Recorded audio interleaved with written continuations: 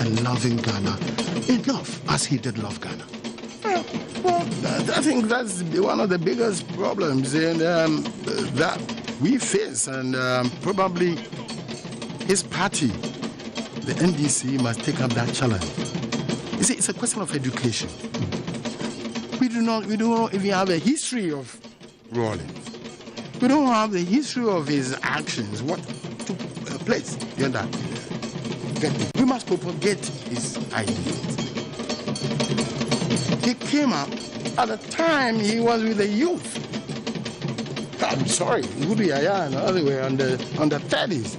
So some of us were a little older, maybe 30, 31. Anyway, that would be 27, you know. But we must continue with this program, you know. But you see, the world has changed with a new information order. When CNN and others are all there, they open into our rooms every day, every morning. First thing you turn on, our children, that's what they see.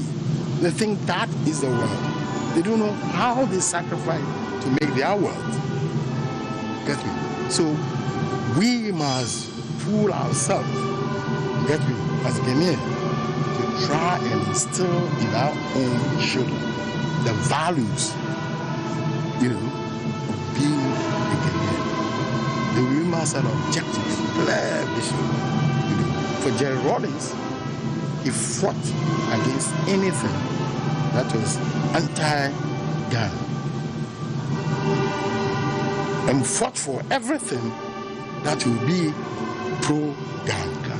I think that with that kind of ideology, it should be possible to define, let our people know what is it that makes a Ghanaian proud to be a Ghanaian. What was it that made people in Nigeria, Ivory Coast, and other places at the time, Togo, call for a Rawlings in their countries? It was an embarrassing situation for him. So, the principles of probity, accountability, transparency, you know, these are not idealistic things. We must break them down. But he lived it. It's possible. Yes. So he lived it. Nana Tudazi, he lived it. Mr. Fritz Bafu. Now we are looking and we are talking about a man who for 19 years supported this country, led this country, moved this country. Everything he did was to move this country to a brighter, a prosperous future. Right. And now, after 19 years, he walked off and left the scene and played an active role, because he was still talking probity, accountability, and he was talking about injustice, social justice. He kept talking about them. Does it mean that his demise, his death, will take away those words? I hope and wish not. The thing is that there should always be continuity.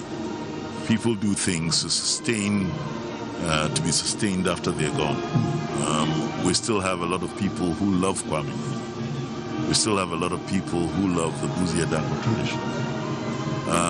We've been privy, and I'd like to say that my brother here, Nanato Dadzi, was one of the closest people you could ever get to Jerry Rawlings as chief of staff. And he knows the work that we put in. And we've got to continue. And as the General Secretary of the NDC said, very honestly, it's not about the NDC, it's about Ghana. It's about Ghana. And I think that the lessons of the demise of our man, where everybody now realizes that he was a colossus. There are people in Ghana who only knew Jerry Rawlings and didn't know anyone else. Yes. If they can inculcate it, and we have the traditions and the history and the information, then we can sustain it. And I think that it behoves us, the two of us, and more, and all those who knew Jerry John Rawlings and admired him and believed in the tenets that he promulgated, push it on, Jerry Rawlings will always live. And then we can say Jerry never dies, because he was a whirlwind, but a whirlwind that left a deposit of something positive in our society. So that is where we've got to take it. I think that his demise should not be the end. We're seeing a lot of people coming out after his demise to say that we will uphold his values. And I believe that if that happens, we won't have a problem. If that happens, we won't have a problem. And then after that, looking at the Ghanaian society, will that happen? Yes, I think it will certainly happen. But in fact, it has happened in some sense. You see, the Constitution of the Fourth Republic has actually incorporated some of the core ideals of Jerry Rawlings. When we talk about probity, accountability, and transparency, these were not all the features, some of them were not the features in the Third Republic, First, Second, Third Republic. But because of the events of 79, the issue of accountability, problem, and then that of transparency, because of the international position, it's also it's part of the Constitution of the Fourth Republic. It is that which gives every single MP now the strength and the right to stand up to say that what is happening is wrong, whether it's from a president right down to the ordinary policeman down the street. But these are ideals which we must imbibe. We should even teach the kids from the primary school. That's where you should start. To be able to say, I wouldn't tell a lie. Yes. You understand? I don't have to wait to say, tell a lie. I won't tell a lie. I wouldn't, disburse public funds. It's not mine. You understand? I won't abuse public trust. These are things which must be pushed forward. The fourth, the media, the fourth estate, that's a huge business. And at times, when you hear people in a position, Ghana, today you are in a position, tomorrow. But if when you see people in opposition raise issues, we should be careful in analyzing what they are heading towards. Is it towards the national good? The national philosophy, transparency, accountability, probity, equality, justice. Those are from Nkrumah's days. Those are freedom and justice. But now it's freedom, justice, accountability, probity, transparency. You understand? It's been expanded. I'm saying that base is there, and it is now the period for education. We should let people and encourage people and reward people who stand up to ensure that the right things happen. Madam, Mr. Fred Bafo, immediately we're talking education. Now we know Papa J, where we've got into, is a clear indication it is now the truth that we've lost him. So the next thing is that how do we teach the values he stood for? Now people are talking about what is that word? Is it about a foundation? A foundation is about what? Others are also saying that, look, there should be a library. So if we have to establish a library in honor of all our heads of state, former presidents, and it has to go to a base, it has to go to maybe his hometown, where we can be teaching his people so that the people from the region can as well know that I can also be Papa J one day. This would have to come from Parliament. And I know that you were once a member of Parliament. Do you think that this idea can germinate from Parliament? I don't think it's a parliamentary thing. Leaving it to Parliament would not be as effective as if we looked at the history of this country. The history of this country hasn't been properly written. I'll say that. I'm a lover of history. Most of our historians had political inclinations, so therefore they changed the narrative a little bit. We have to really work at it. Now, there's a document that I feel Ghanaians have turned their back on, which is one of the most well-written documents and most incisive documents on the Ghanaian that I know, and that is the review of the Constitution, the Fiajo Commission. Magnificent tool, and we can use that as a basis for doing proper research, social and historical research. Funded, that's when Parliament will come in to back the funds. Funds, yes. For a proper history of this country to be written. You understand? Devoid of the political machinations as to whether, that's a problem. And again, when we try to have tribal inclinations and things like that, we mess it up. There's a reason why I asked the question. Yes, so therefore we really have to have a new narrative about Ghana for Ghanaians to understand, because the old hackneyed term of tribe does not exist anymore. We all married out of our various comfort zones. Most Ghanaians are married out of their comfort zones. I know a lot of Ghanaians who don't even know which particular tribe they come from. You understand? Yes. These days with names with name with hyphen in them, we have so and so that you cannot even locate the name to any. So therefore, the thing is that we are gradually becoming a homogeneous society, and therefore the truth and the history has got to be told. And that, I believe, is that if we have the correct narrative, then we can educate on that narrative. And when the work we're doing now, the fact that you're actually interviewing people from different strands of society and people out there are listening, should help us. Sure. All right. And as he said, the media is should be very, very responsible in ensuring that we have a society that is responsible to itself and is not about entitlement. Unfortunately, at this moment, and I think it's just a phase, because if you're a student of history, you'll realize that countries go through phases. But at the bottom are the values that will always be concrete.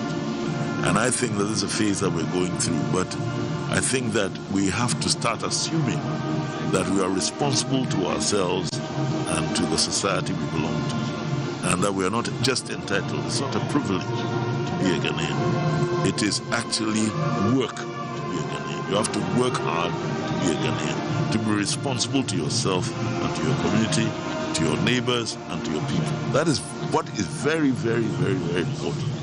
And if we have the right narrative to back this, I think that the tenets of Jerry Rawlings will not vanish. Yeah, but just a little. You asked a question whether we should have a library or something. Jerry Rawlings is a very complex person. In 19 years, I knew him as a man who didn't encourage any emblems and statues and whatnot. Indeed, we did try to tackle the library where he used to live, And in his own lifetime, he gently scuttled.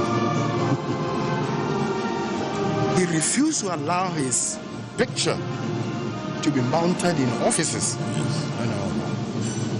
And these are very interesting features. So for us, we think that you have to examine the issue properly. Speaking for myself, I think that the Fourth Republican Constitution has built institutions of state which bear on the concepts that he lived by, that he espoused. Accountability, probity, and all that. We now have shrine. Okay? Let them work. Let them work. We have Yoko and whatnot. Let them do their work. We have a Attorney General's Department. Let them stand up as an independent body, as required by our Constitution. These are establishments which will live and perpetuate the memory of Jerry Rawlings. Because what he cannot be contained in a little, structure. Maybe we can't have a structure where people can revert to as a rallying point. But Jerry Rawlings is bigger than that. He's larger than Ghana. In fact, he's larger than Africa. He's a voice in the international world. So it's a very complex and delicate thing. What he never,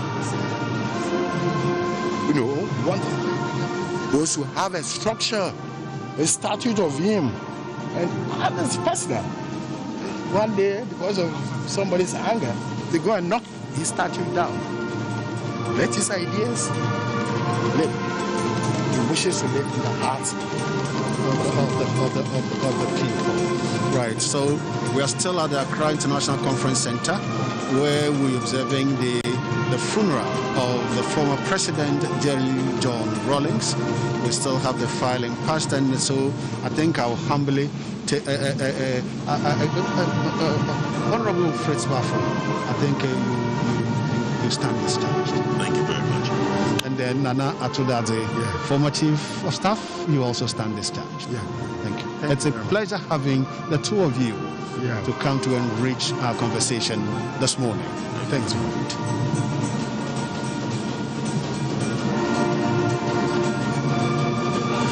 We're still at the Accra International Conference Center, where we are observing the funeral of the former president, Jerry John Rawlings.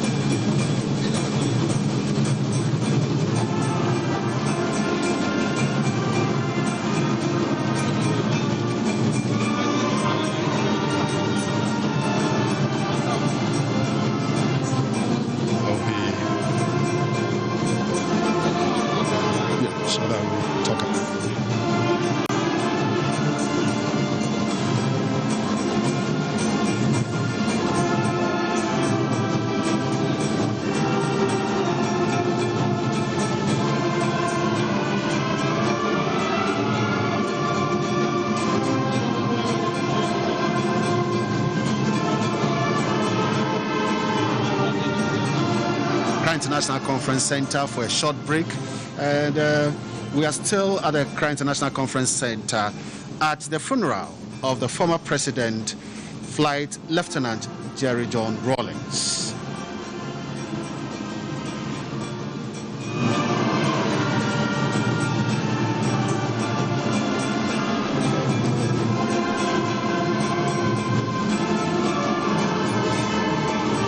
So, ladies and gentlemen, wherever you are, you're watching us live from the Accra International Conference Center.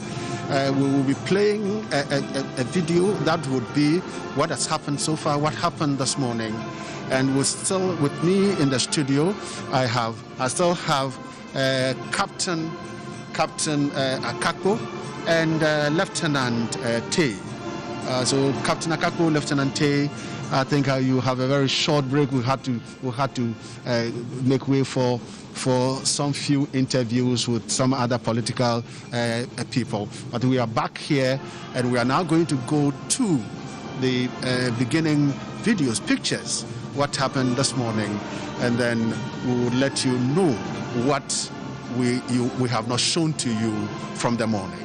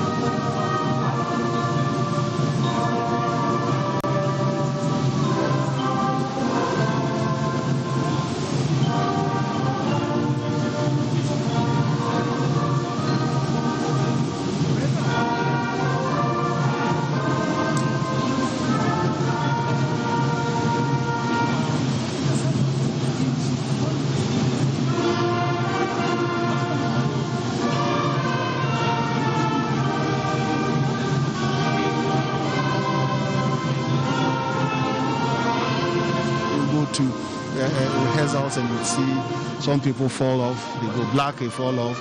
Would you come back and join, or immediately you fall off? You are eliminated. You eliminate yourself.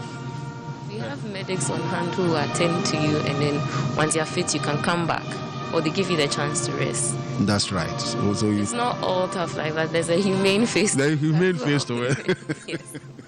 I think that this one is encouraging. There is a humane face to it. I was thinking that immediately you collapse and they carry you off, then immediately they finish, then they show you the washroom. Oh, no. Go and shower and go home. No. Medics are always on stand during every exercise, every drill. We have our medics always on hand. Yes. So this is the reason why before you join the military or you join the service, you have to go through a medical. Yes. So that the medical will really eliminate the weak ones and accept the, you'll see. But so if I am weak, does it mean that I don't have the fundamental human rights? So we can all join the soldier. Yes. Or as for soldiers, you don't take weak ones. Weak people don't join soldiers. We always want to limit the casualty rate when it comes to training, because if you are weak, all over the world, training is difficult when it comes to military training. So if you are weak, I don't think you will be able to meet the standard. And also talking about fundamental human rights, if you should come and join, you should also know that the military will also have our fundamental human rights. That is, you should be fit to train with us. So you don't come in telling us that your fundamental human right is being trampled upon when we are training you. So we too, our fundamental human rights says you should be fit to train with us. So we will let you go through the medical screening. And once you are fit medically, then I think you qualify. Yes, but there are several procedures you go through before qualifying for training, because we don't compromise on our standards. We don't want to belittle our standards. We always want to maintain that high standard of professionalism in doing our things. Yes. So that's it. That is it. So the soldiers are telling you, the military officers are telling you that yes, you have a right to join, but before you come in, you must know that you have the capacity to stand the test. If you can't stand the test, then you yourself sack yourself before you the rules will sack you. Right, and so that is it. But it's a beautiful institution, and I wish I had the opportunity to be a military officer. How I wish, because when I see your smart turnout, I see your behavior, your comportment, your decency, and everything. It's so unique, and that is what every society would want to have. And I am happy they say that you don't want to compromise your standards. So this standards, it has come to stay. Yes. If you you can't fit it, please don't even walk through. Don't attempt to walk through. I would have wished that one day probably our country would accept that everyone doing national service to do it with the military. By so doing, I think when we're talking about discipline, our country would appreciate what discipline is all about. Yes. Because if every household has an individual having to do national service and you go to train, you do your national service with the military, you understand that discipline, you can't compromise discipline, and you would always want to have that kind of standard to be there. And when we tell you don't litter about, when I put this here, let it be there, that is what would make you understand that if the president comes to say, let's all wear our mask, nobody would have to come and question you or to enforce that, look, wear your mask. If we are all disciplined, wearing of nose mask shouldn't be a problem. Washing of hands properly shouldn't be a problem. Adhering to the COVID protocols laid down shouldn't be a problem. So I am I think as we sleep and pray, I pray that one day our country will accept that every national service personnel should at least go through some sort of military training for us to have in us the kind of discipline our country wants to have. And that will give us the numbers. That will give us the numbers of disciplined people. And so if we have them, 100,000 every year turning out, and then about 20,000, 30,000 will move into to have some sort of military training. Yes. Now, these people would all be, when you say mask up, they will mask up. Yes. When you say, look, sanitize your hand, they will sanitize. Yes. You'd see. But then when you get to those of some of us, we think that, see, everything is as simple and as soft as that.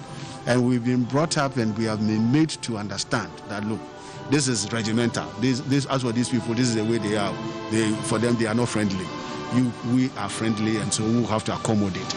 And so we are accommodating everything. And when it even comes to wearing masks, we will have to accommodate. Those who are not even wearing, we have to accommodate them.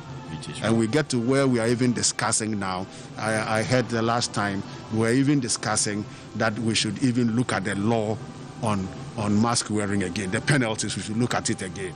When the framers of the law had gone to sit down and they have structured the thing that if you do this, if you don't wear it and you are arrested, it is between 4,000 to 10,000. Now we have passed the law. Now we are now coming back to say that let us go back and look at it. So now what do you want to do? Do we want to take it now to 1 city to 10 cities and remove this one? But I think that this is supposed to be a measure that would have to force you to do it. Because if you know you don't have 4,000 Ghana cedis, you can't have 10,000 Ghana cedis, then you know you have to wear your mask. But you don't have 4,000. You can't have 10,000. But you still don't want to wear the mask. So then what do you want to do? And then when you say we want to imprison you, you don't have the 4,000, so we arrest you, you don't have 4,000. We are taking you to jail. When we sentence you, and then we said, fine or this, and you don't have the money for fine, and so it is imprisonment. And then for how many people are you going to take to prison for the 4 years? How many people? So we are even not very careful. We are looking at thousands. And then they will turn around and say, do you have jails? Unless you go and build a stadium of prison. So building a stadium of prison, it gets to a time, sometimes in certain environment, I would even predict that let us build a stadium. If it gets to where we have to build a stadium of prison, let's build it and put them in so that they know that you can't benefit from doing the wrong thing. So you line all of them up and you put them in. If it's a tent, we put up there in the field. Then you put them in there. Even if it is 3 days, they will see that, look, you've changed their sleeping place. And that will start giving people, encouraging people. We are too soft and too considerate, and we are negotiating everything.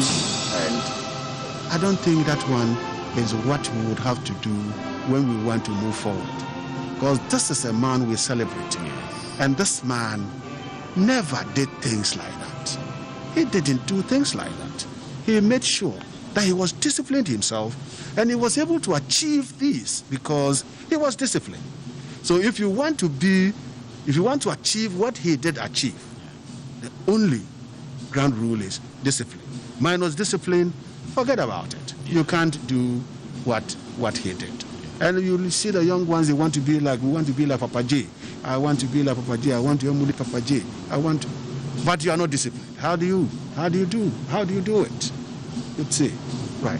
So I think the issue of considering one time that will have a part of national service be a military program or force program. Even maybe we'll have to see the day that we'll have that conversation, and then we'll see how we would see the best way out of it. Because we used not to have national service.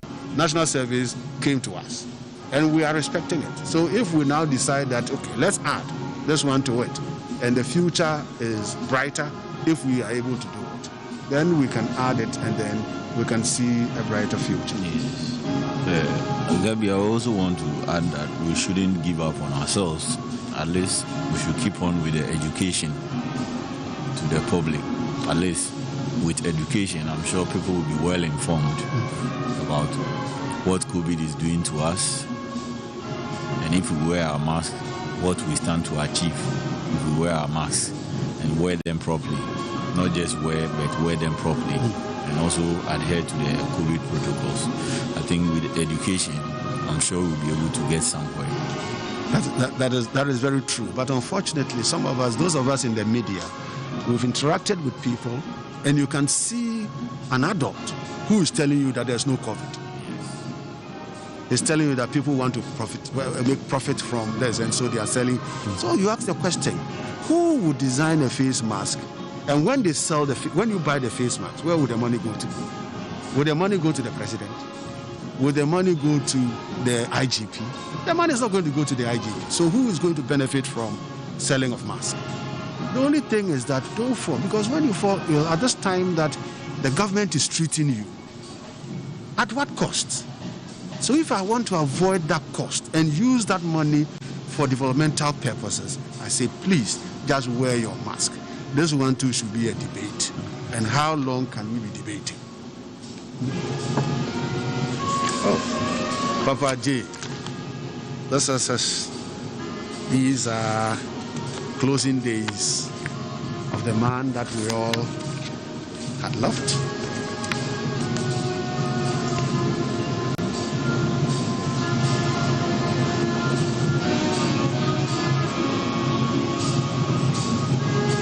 COVID is a strong disease. COVID is a strong disease. Yes, immediately you yourself you would think that no. Let us look at the safety protocols and make sure that we abide by them.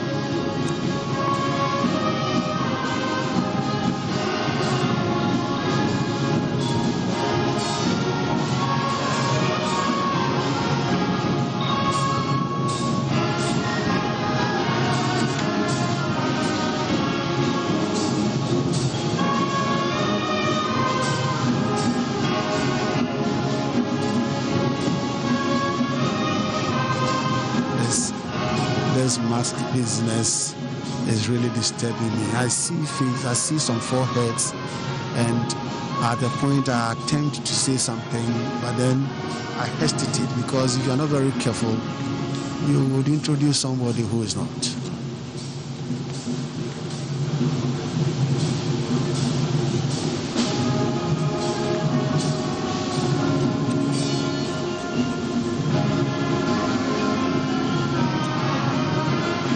It's always unique to have the military semblance of such a situation, because look at the room, it is orderly.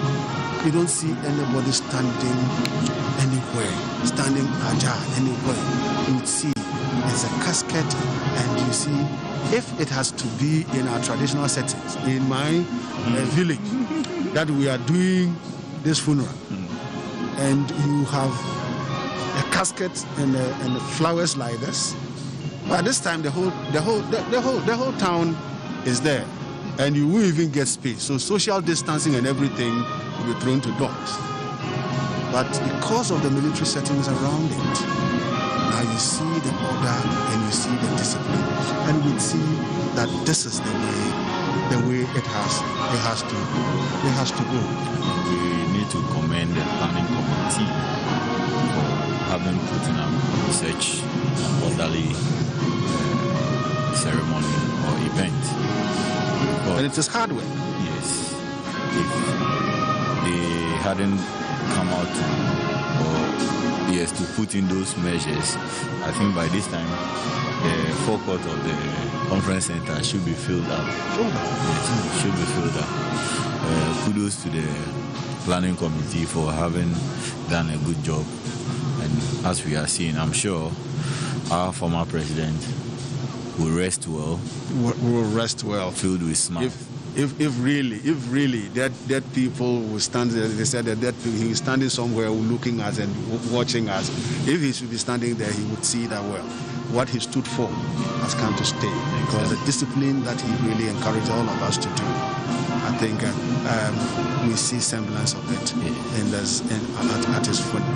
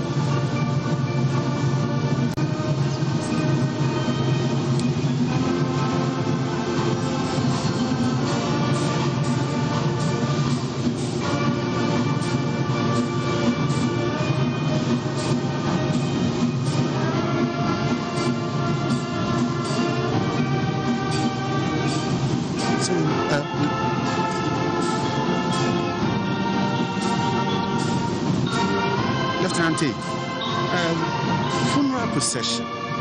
When we say funeral procession, for us in the civil rule, when we say funeral procession, that is. But then when we say funeral procession, with the full military honors, what does it entail? What is it? Well, first of all, the formal name for the funeral procession is a cortege, and that works in every other setting, whether military or civilian. So it's the formal name for the funeral procession is the cortege. Now, for the order of march for the procession we'll be having, when our late former president is moved from here to the Independence Square on Wednesday, we'll see. This is quite a unique formation that has been set up for this instance. So first of all, his procession will be preceded by the quad bikes, and these will be handled by soldiers drawn from the 64 Infantry Battalion of Infantry, Bema Camp. Now, coming next in the procession will be the cavalry or the escort horses.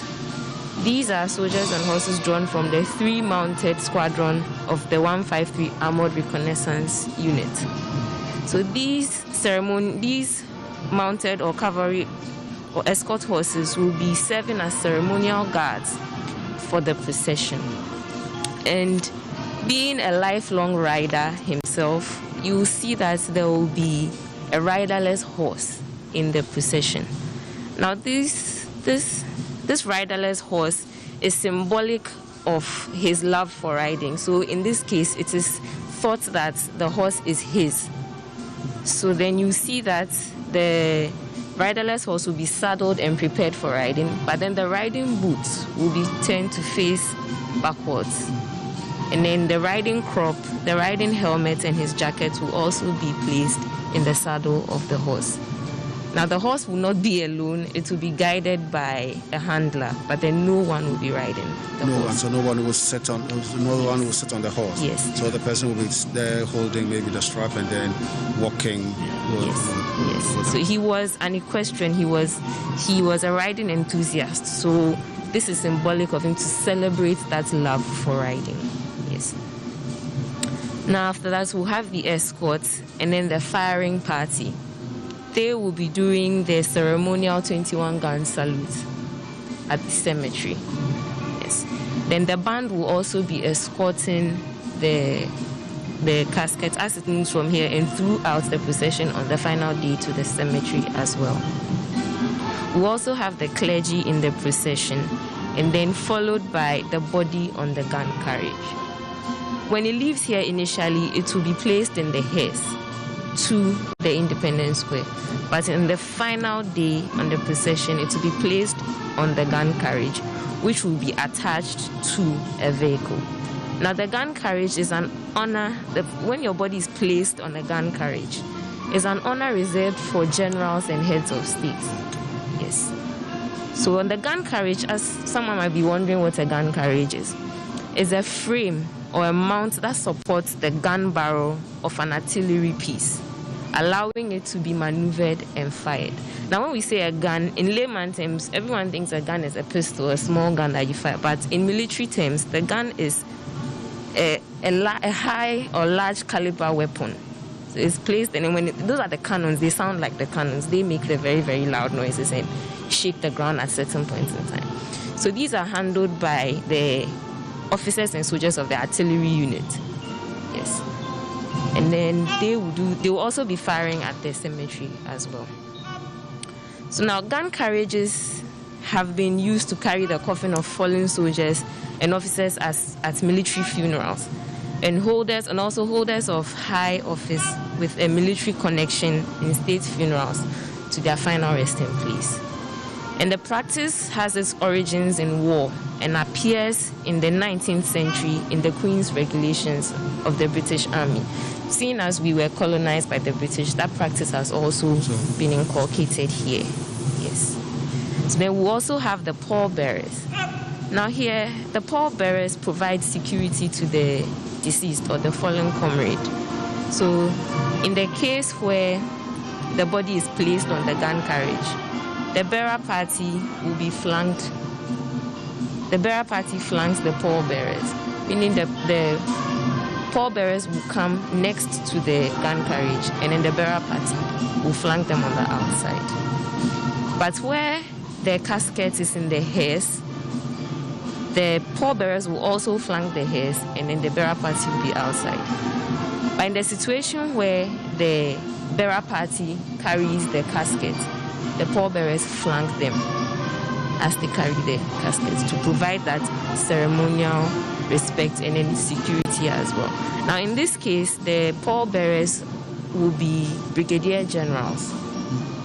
Yes, considering his rank and his position in society as a statesman, the pallbearers who will be doing the ceremonial duty for him are almost very senior officers. Senior officers. Yes, brigadier generals and same rank within the other arms of service.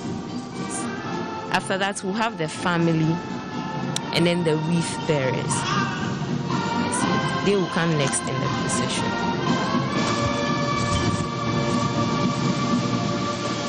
We'll see that, well, this is the procession that will be going along the streets, but when we get to the cemetery, other players will be added. So we'll see the insignia bearers, the chief mourners, the presidential representative, mourners in uniform, and then mourners not in uniform. Then we'll also have the rear detachment and then vehicles. When we get to the cemetery, we'll see that a whole procession will be done from the gates of the cemetery towards the grave. So it's a whole ceremony that is conducted to give the utmost respect to the fallen comrade. We're still at the Accra International Conference Center and at the funeral of former President Jerry John Rawlings. Born 1947 and died 2020 at age 73.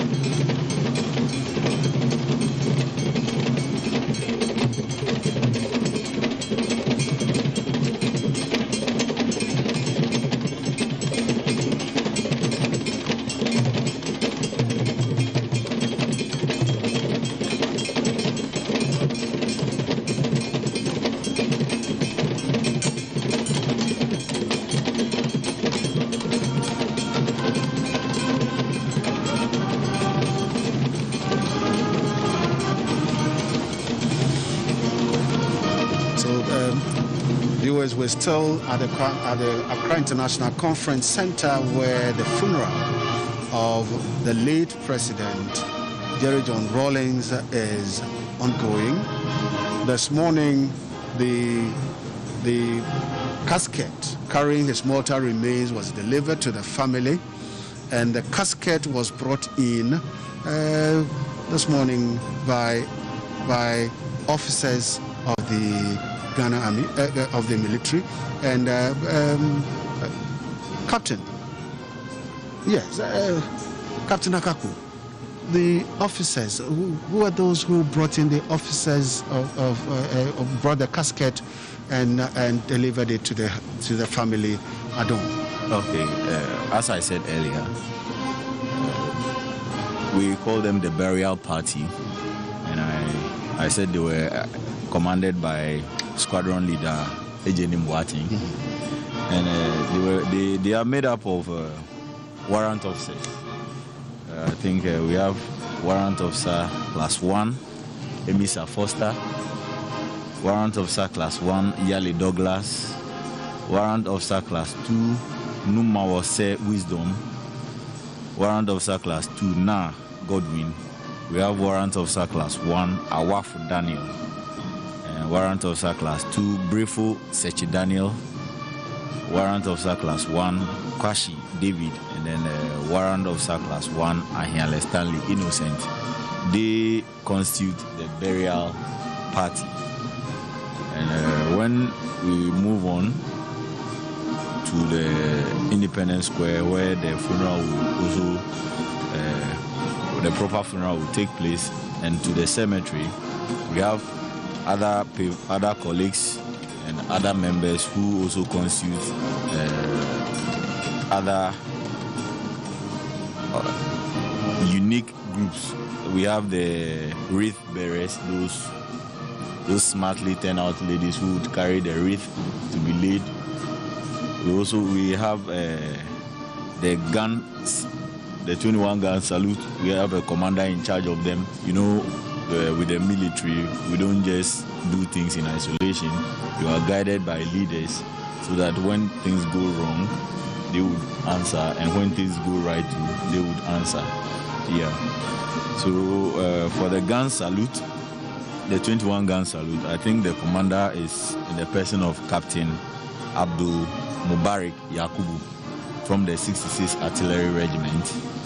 Then the wreath, the gun carriage, as my colleague T said, the gun carriage, the vehicle that would be linked to the gun carriage, there is also a commander who is in the person of Lieutenant Jones Amwako, and he will be assisted by the battery sergeant major in the person of W1 Mate George. So, as and when the developments come, whoever we recognize would let our viewers know what actually is taking place and who is in command and who are those doing exactly what they are doing.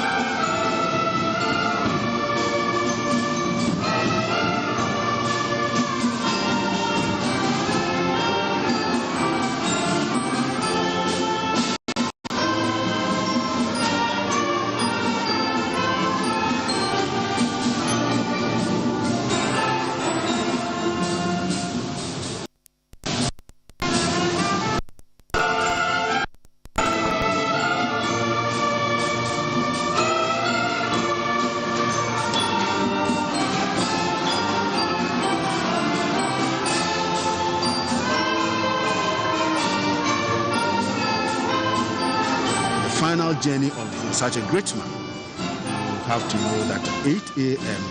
starts, you get closer, you get to your TV, you sit down, and then as the activities go, you also say a word of prayer for the former president.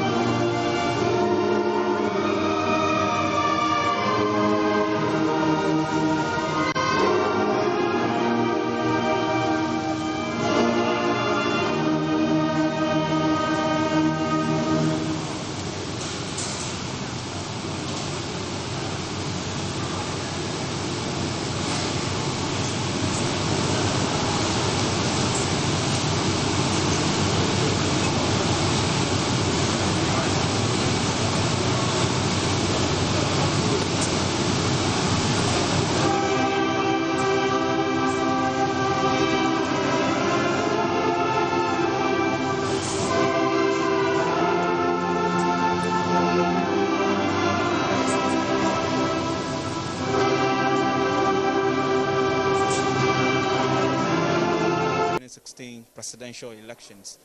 He's filed past already. Let's speak to him. Good afternoon to you, sir. Good afternoon. Right. So as I was asking you behind the scenes, did you have any personal contact with J.J. Rawlings? Not really. It was on one occasion, and that is normally during the peace declaration in 2012 and 2016, when I got closer to him. We say hi and things like that. But I remember in 2016, that I mentioned, I said that left with me, they should kill the 7 of us, okay, if that can actually bring peace. And I think that statement really went well with him. And I'm sure it reminded him of the fact that on his aborted coup in May 15, 1979, he also said the same thing. That I said, what he said, hey, master, that is what he said. Then I was just saying, hey, Rawlings calling me master, then it means that something might have gone in him. That is the only connection that I would say that I have with him. But you know that right from infancy, at the age of 11, 79, I was at the age of 11 when it came. And as a child, that was what we used to say, let the blood flow, let the blood flow. And amidst the fact that there were soldiers with guns and things like that, in my innocence, I'd wanted to climb back and shake his hand, as a child. And then, he became an icon to all of us about the fact that he always wanted to stand against the evils in society and things like that. But we've all gone past that, and seeing his lifeless body speaks volumes. It's indeed fact that you see, life is a gift from God, and to me it becomes more meaningful when it is shared. We can say that since 1979 up to date, whether we like it or not, whether he has benefited or not, he has shared his life with the nation. And that is something that we need to learn out of that. So you are in the politics of things when it comes to Ghana. You are talking about some lessons that we need to learn, but what are some other lessons? You've been following this man ever since you were young. What are some other lessons that as a country, politically, we can learn from him?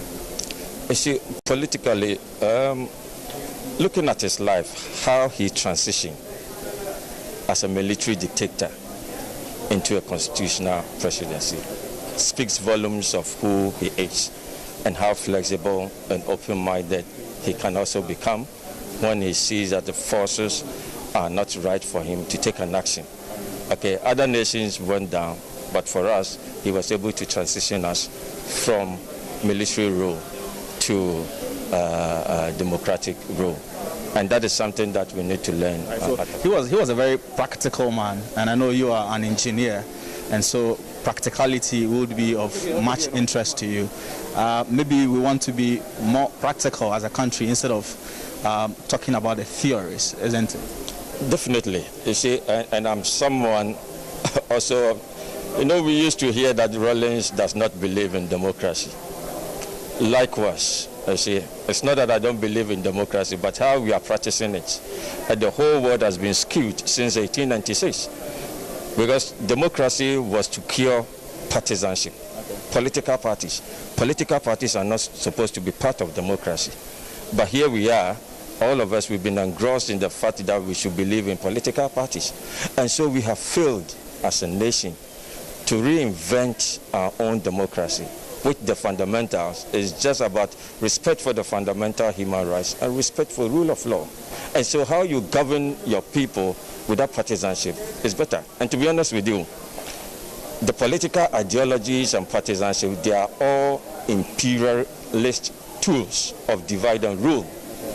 And I know that it's going to take us ages for us to come out with this realization, but I know that definitely he knew something about it.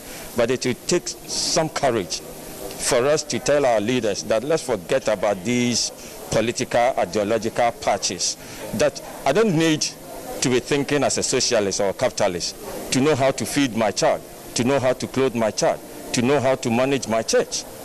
It's only when it comes to politics that we buy into this kind of useless ideologies that people are believing in it, and because they are amassing wealth out of that, we tend to accept that.